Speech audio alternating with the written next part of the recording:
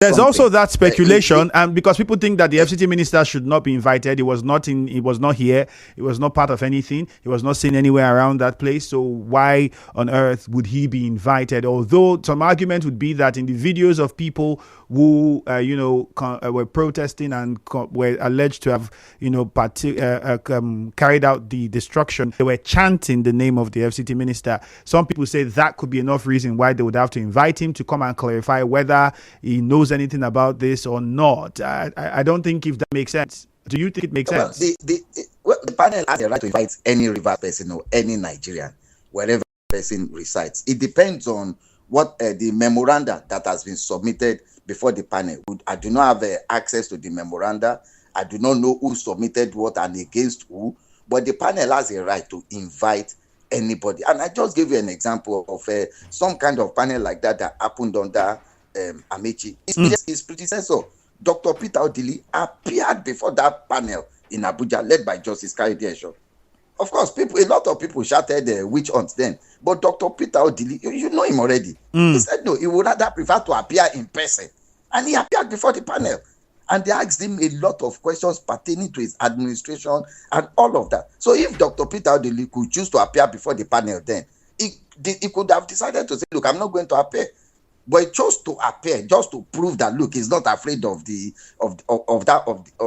Justice Kayode. I think Truth and Reconciliation Commission or something. So if the current panel is going to invite the former governor and now the minister of FCT, I don't see anything bad in it. The panel has a right to invite any Rivers person, any Nigerian, to just come and make a presentation. Remember that the panel has not accused anybody, is not accusing anybody.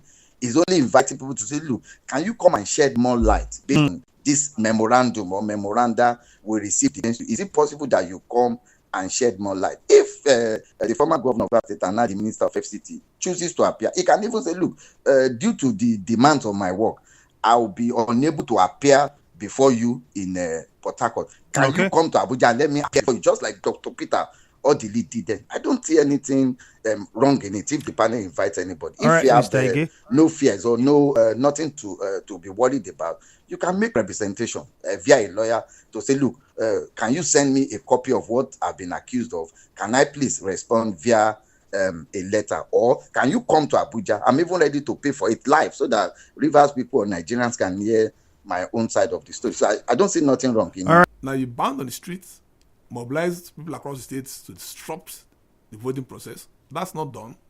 As if you're not done with that, you waited for a day of inauguration and set the council property ablaze.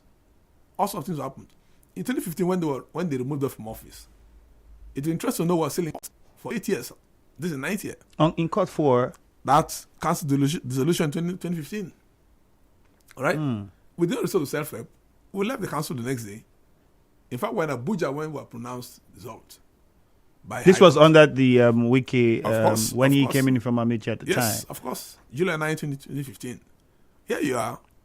You did not leave the council. You don't want to leave the council. And you set council ablaze. Council property is government property, for God's sake. There's a limit to what to play in the name of politics. When you have a crime committed, it's a crime. It's not politics. If you set public property ablaze, it's arson. It's criminal. It's punishable by law.